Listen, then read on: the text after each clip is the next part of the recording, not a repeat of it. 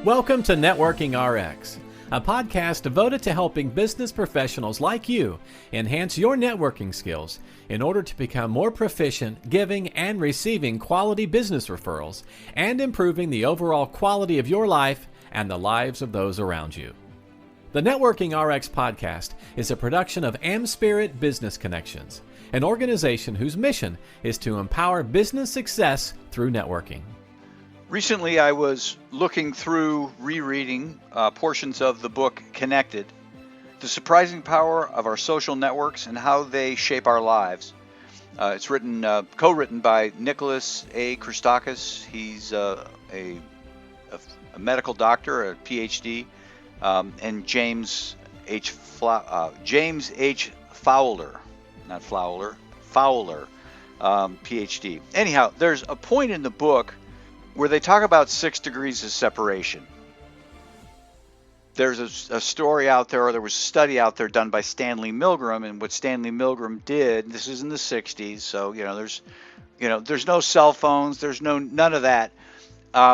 He took 100 packets of information and handed it to people at random in Omaha, Nebraska, and the packets had the name of a financial advisor in the Boston area. Sharon, Massachusetts, and essentially what he asked the people in Omaha, Nebraska, to do is to send the information. Just had the person's name. That's it. If you know this person, send it to them. If you don't, send it to the next person that you think might know them. Now, again, you got to take the context of the time. You would have to go to the library to figure out who this person was and find information on him, and people weren't necessarily willing to do that. In this day and age, you just Google somebody, you find their address, you send the packet to them, even if you know them or you don't. But the point to the study is let's see how well people are connected.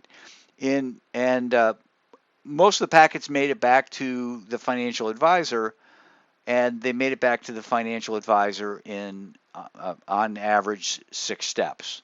So in other words, if I didn't know the financial advisor, I might send it to my financial advisor and say, hey, do you know this person?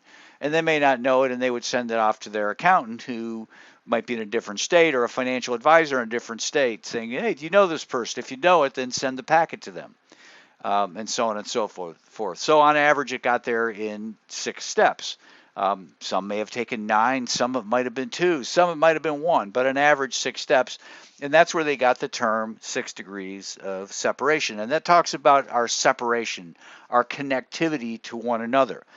But they follow up in the book Connected, they talk about the 3 degrees of influence. And the influence we have with the people in our lives. Now, our influence doesn't stop with our friends or family. It moves on to their friends and family.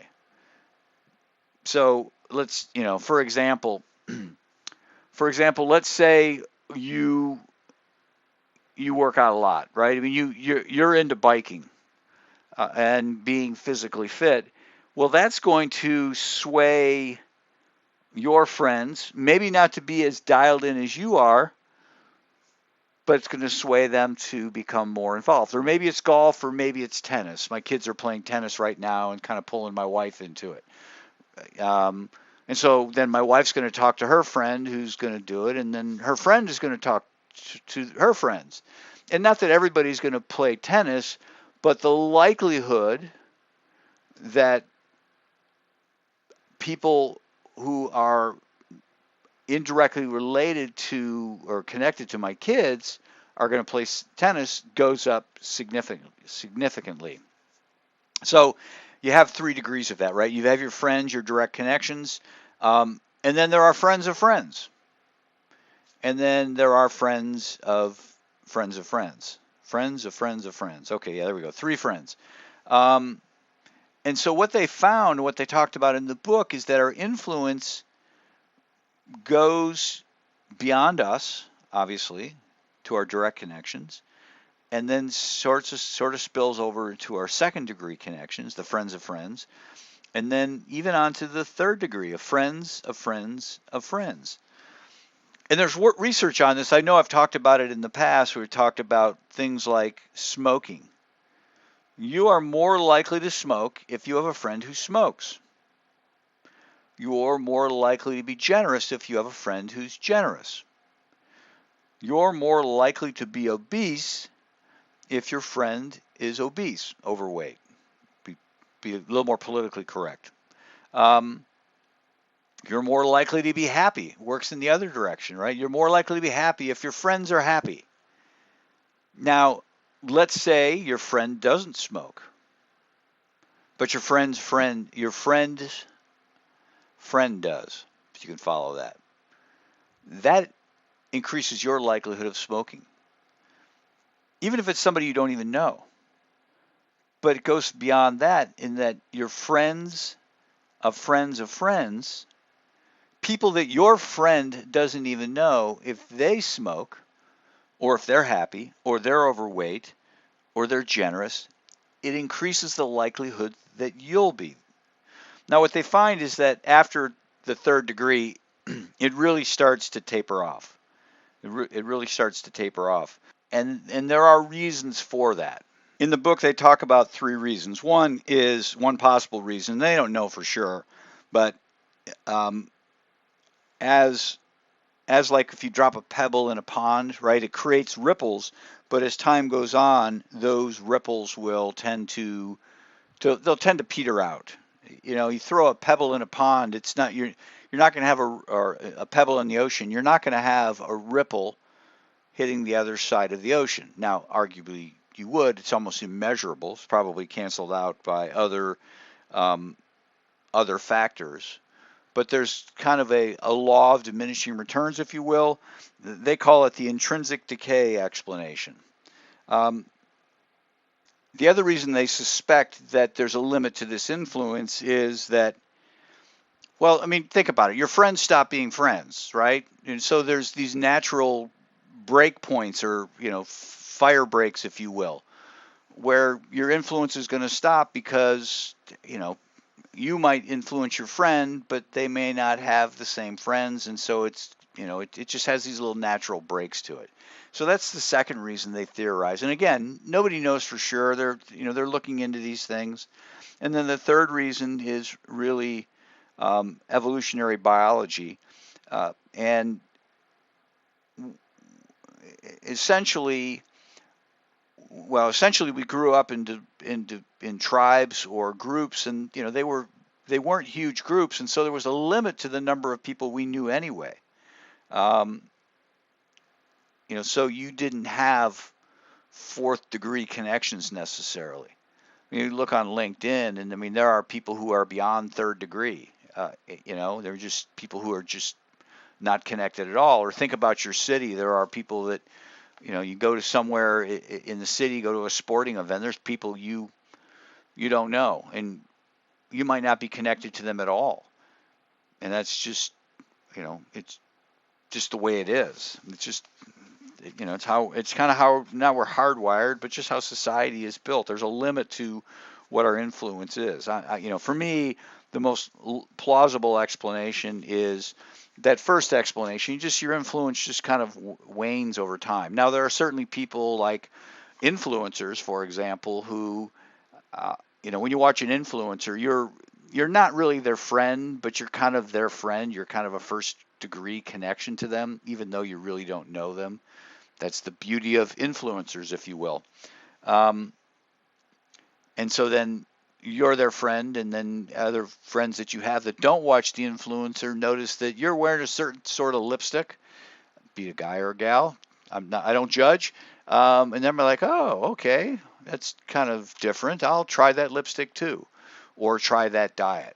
For example, my wife has been following a fitness influencer, and I don't really follow this particular person, but I am kind of influenced by it because my wife is talking about it and creating meals, or having recipes that I'll follow related to it.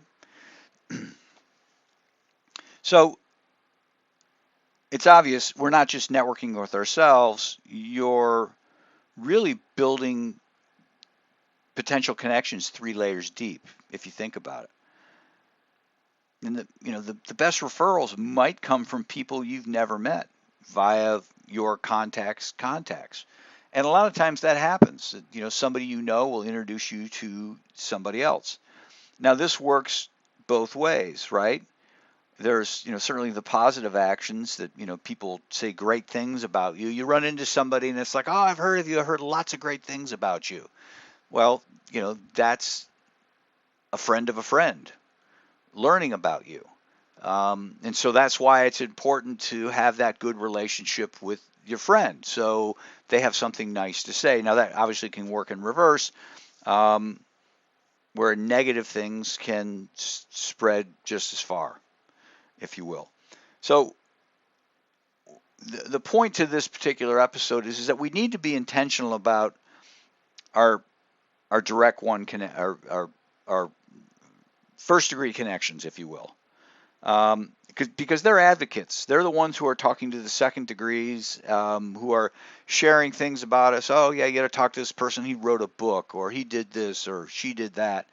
And so we need to be intentional about that and equip them with things to talk about you when you're not there. And that's one of the things I talk about in networking. It's like it's great to have a wonderful relationship with people. It's great to educate them on things you're looking for, but you need to be able to empower them with language to be able to talk about you in your absence. And obviously, you need to be doing the same for them. You need to be going out to they would be your first degree connections, but they're potentially a second degree connection for your friend, and talking those people up. And that's, it gives there's a lot of power from that in diversifying your network and having a broad set of connections that are out there. So bottom line, key takeaway here is that your influence doesn't stop at your direct relationships. And every positive action you take has the potential to ripple out to people you've never met and may never meet. They may never meet. So when you're at a networking event or any sort of networking, meeting somebody over coffee at an AmSpirit Business Connections event, don't just think about who's in the room. Don't think about just who's in front of you. Think about who they know and who those people know, who the people they know, and what kind of message you're going to be passing on. What kind of little stone are you going to be throwing into the pond, and where are those ripples going to go? Thanks for joining us on the Networking RX podcast. Please put what you've learned into action today and let us know if you have questions, comments, or ideas for future topics. You can email them to us at podcast@amspirit.com. That's AmSpirit.com. Finally, so you never miss an episode, be sure to subscribe to the Networking RX podcast through iTunes, Overcast, or however you receive your podcasts. Now get out and network with someone. The Networking RX podcast is the copyright production of AmSpirit Business Connection. All rights reserved.